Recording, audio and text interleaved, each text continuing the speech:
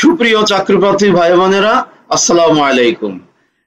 আজ আমি আপনাদের সামনে হাজির হলাম গত 8ই নভেম্বর 2024 তারিখে সাধারণ বীমা কর্পোরেশনের সহকারী ব্যবস্থাপক পরীক্ষা অনুষ্ঠিত হয়েছিল।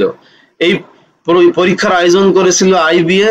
আপনারা জানেন আইবিএ সাধারণত ইংরেজি ভার্সনে প্রশ্ন করে থাকে এবং বুকলেট সিস্টেমে প্রশ্ন হয়, অর্থাৎ যেখানে প্রশ্ন থাকে তার ওইখানে স্পেস থাকে, ওই নির্ধারিত স্পেসের মধ্যে উত্তর দিতে হয়। প্রশ্নগুলো থাকে ইংরেজি ভার্সনে, এটা অনেকটা একটু চ্যালেঞ্জিং হয়। এখানে একই সাথে ইংরেজি ভাষা এবং গাণিতিক বিশ্লেষণ দুই দক্ষতাই থাকতে হয়। তো আমি আজ এই প্রশ্নগুলোর সমাধান দিচ্ছি, আশা করি আপনাদের উপকারে আসবে। তো চলুন আমরা দেখি কি প্রশ্ন রয়েছে। প্রথমে আমরা দেখতে পাচ্ছি যে a প্লাস বি হোল স্কয়ারের সূত্র ভিত্তিক একটি প্রশ্ন। এখানে বলতেছে যে দা এক্সপ্রেশন, অর্থাৎ বীজগাণিতিক রাশি আর কি, 11.98 into 11.98 plus 11.98 plus Q plus 0.02 into 0.02, এইটা পারফেক্ট স্কোয়ার হবে কিউ এর কোন মানের জন্য? এটা হচ্ছে প্রশ্ন, অর্থাৎ কিউ এর মান বলতে হবে। তো আমরা খেয়াল করছি যে 11.98 দুইবার আছে, তার মানে এইটাকে যদি a স্কোয়ার ধরি, আর 0.2 দুইবার আছে, এইটাকে যদি b স্কোয়ার ধরি, হ্যাঁ একই জিনিস গুণ করলে তো স্কোয়ার হবে, তাই না? তাহলে মাঝখানে থাকবে 2ab। এখন a তো 11.9, a হচ্ছে 11.98 আর b হচ্ছে 0.02। সেই ক্ষেত্রে পারফেক্ট স্কোয়ার হতে গেলে অবশ্যই a প্লাস বি হোল স্কোয়ারের ফর্মুলায় আসতে হবে। সেক্ষেত্রে আমরা দেখতে পাচ্ছি এই a প্লাস বি হোল স্কোয়ারের ফর্মুলা তখনই আসবে যখন এই কিউ এর মধ্যে 2a আছে কিন্তু b নাই।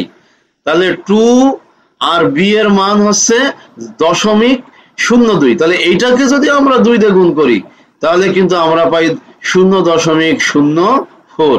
এইটাই হচ্ছে এই কিউ এর মান, অর্থাৎ কিউ এর মান যদি এই 0.04 হয় তাহলে কিন্তু এই given expression must be perfect square. আশা করি আপনারা এই সমাধান দেওয়া আছে, আপনারা দেখে বুঝতে পারছেন। পরবর্তী প্রশ্ন, তাহলে আমরা এই প্রশ্নের উত্তর দিলাম সি। এবার আমরা পরবর্তী প্রশ্নে চলে যাই। এই প্রশ্নটার বক্তব্য হচ্ছে if 1/3 of 1/4 of a number is 15 then 3/10 of the number is, এখানে 5টা অপশন আছে।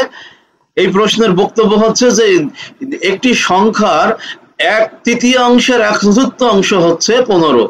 তাহলে এই প্রশ্নে এই সংখ্যার 10 ভাগের 3 ভাগ নিচের কোনটি?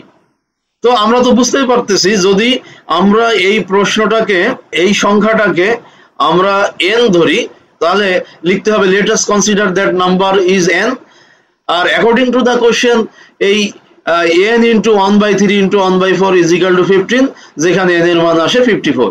সুতরাং এই প্রশ্নের সঠিক উত্তর 54। তাহলে আমরা উত্তর দিতে পারি 54 সি তে আছে, অতএব এই প্রশ্নের সঠিক উত্তর সি। নেক্সট কোশ্চেন কি বলছে একটু দেখে নেই।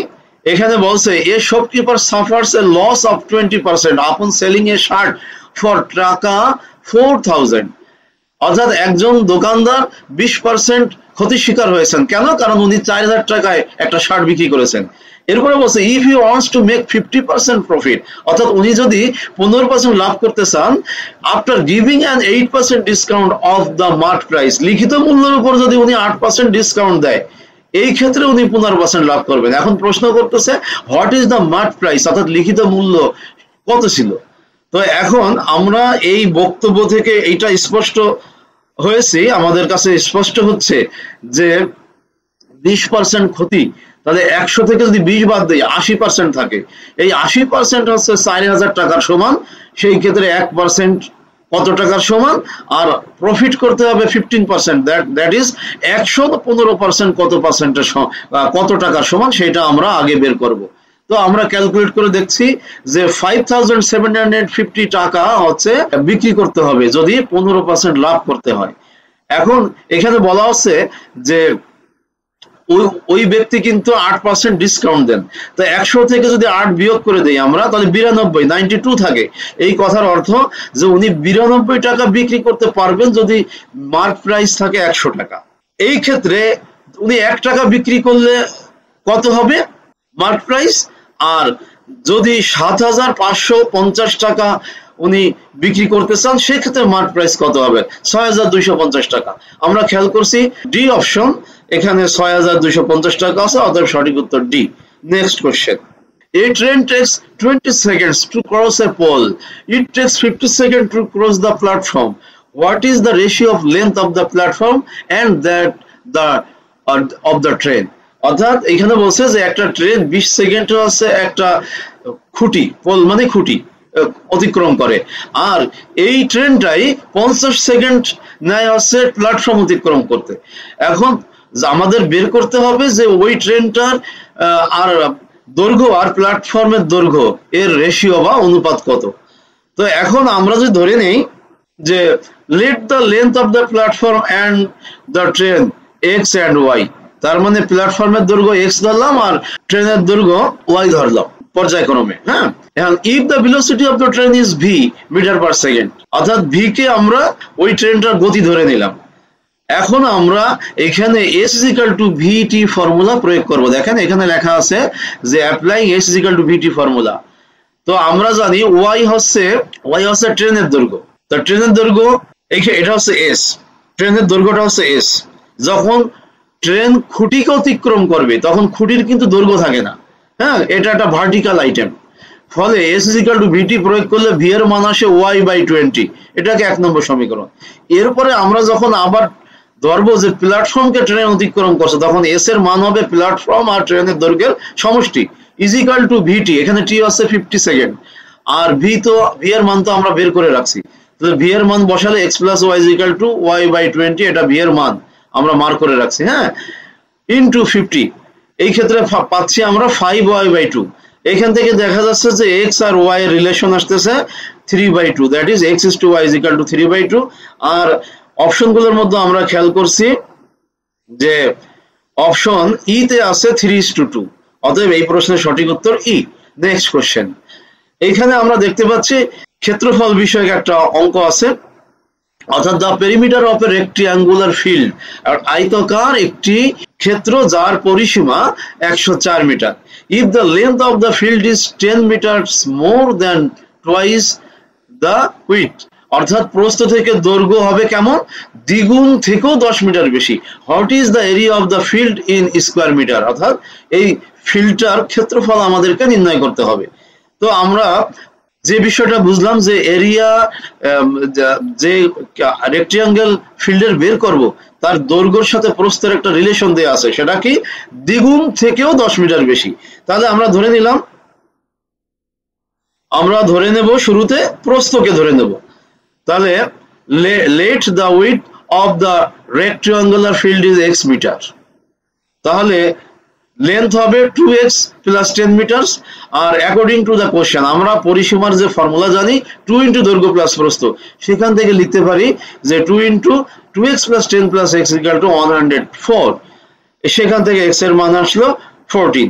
অতএব আমরা যদি এই 14x এর মান ধরি সেই ক্ষেত্রে দৈর্ঘ্য আর প্রস্থ পেয়ে যাচ্ছি হচ্ছে দৈর্ঘ্য পাচ্ছে 38 মিটার, অতএব ক্ষেত্রফল আছে 532 স্কয়ার মিটার। আমরা খেয়াল করছি 532 স্কয়ার মিটার বি অপশনে আছে, অতএব এই প্রশ্নের সঠিক উত্তর বি। নেক্সট কোশ্চেন, এই কোশ্চেনটা আমরা দেখতে পাচ্ছি লেখা আছে the sum of 3 consecutive multiples of 3 is 396, অর্থাৎ 3 এর গুণিতক 3টি ধারাবাহিক সংখ্যা তাদের সমষ্টি 396, ফাইন্ড দ্য লার্জেস্ট নাম্বার। এখন এটা কিন্তু একটা সহজ প্রশ্ন, হ্যাঁ, কারণ 3 এর গুণিতক 3টা ধারাবাহিক সংখ্যা, যদি 3 এর গুণিতক হয় তাহলে আমরা এই ক্রমিক সংখ্যা থেকে আমরা যে জ্ঞান অর্জন করছি সেখান থেকে আমরা প্রথমে একটা লাইন লিখতে পারি যে if the sum of 3 consecutive multiples of 3 is 396 then the mid number, অর্থাৎ 3টা ক্রমিক থাকলে তার মাঝেরটাকে আমরা খুব সহজে পেতে পারি ভাগ করে। যেহেতু 3টা ক্রমিক সংখ্যার যোগফল 396, তারা আবার 3 এর গুণিতক, তার মানে এই যোগফলকে 3 দিয়ে ভাগ দিলে আমরা মধ্যক বা গড়কে মাঝেরটাকে পাবো। আর মাঝেরটা যদি হয় 132, তাহলে বড়টা এর থেকে 3 বেশি হবে, ছোটটা 3 কম হবে।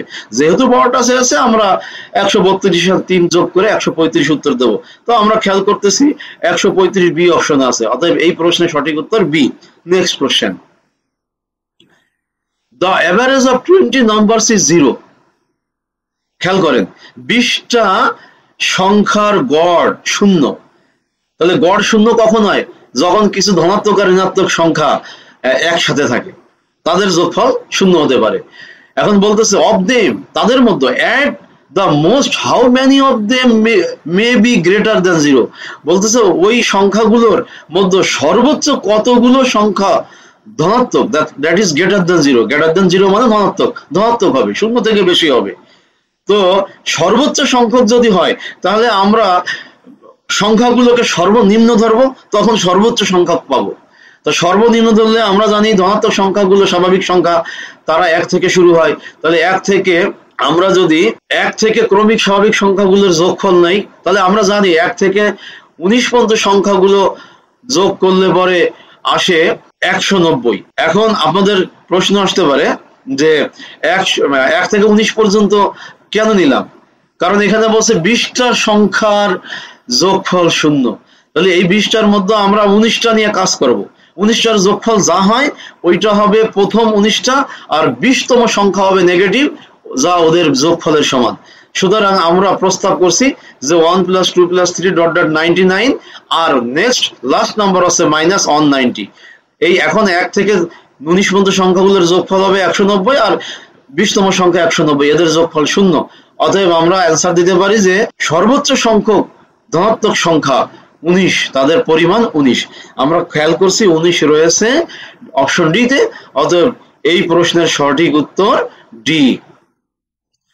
প্রিয় চাকরিপ্রার্থী ভাই বোনেরা, আপনারা খেয়াল করলেন কিভাবে আমরা সাধারণ বীমা কর্পোরেশনের সহকারী ব্যবস্থাপক পদের এই ক্রিটিক্যাল প্রশ্নগুলোর সহজ সমাধান দিলাম। যদিও প্রশ্নগুলো কিন্তু 2-1টা সহজ ছিল, পরীক্ষার হলে সবই প্রশ্নগুলোই একটু জটিল মনে হয়। তারপরে ইংরেজি ভার্সনে যখন হয় তখন এটা আরো জটিল মনে হয়, আর যখন এর অ্যান্সারের জন্য স্পেস নির্ধারণ করা থাকে তখন এটা আরো জটিল হয়। তো যাই হোক, সমস্ত জটিল সহজ মনে হয় যদি আপনার প্র্যাকটিসটা সুন্দরভাবে হয়। প্রিয় চাকরিপ্রার্থী ভাই বোনেরা, আপনারা গাণিতিক সমস্যার ইউনিক, ব্যতিক্রম, সহজ সমাধান পাওয়ার জন্য আপনারা আমার চ্যানেলটিকে সাবস্ক্রাইব করুন, আমার পেজটিকে অনুসরণ করুন, আর বাসাস কম্পিটিটিভ বেসিক ম্যাথটি সংগ্রহ রাখুন। এটা একটা বেসিক বই, এটা অন্য কোনো বইয়ের প্রতিদ্বন্দ্বী না। কেননা কারণ এই বইটা আপনার দরকার। এই বইতে এমন অনেক কিছু আছে যা কোনো বইতে নেই। আমি আজই যাচাই করার জন্য আপনাদের চ্যালেঞ্জ দিলাম, আপনি আপনার কাছে যে বই আছে আর আমার বই খুলে দেখুন, অবশ্যই পার্থক্য পরিলক্ষিত হবে। আপনাদের মঙ্গল কামনা করছি, আর আসছে আগামী ঈদুল ফিতরের অগ্রিম শুভেচ্ছা দিয়ে শেষ করছি। আসসালামু আলাইকুম ওয়া রাহমাতুল্লাহি ওয়া বারাকাতুহু।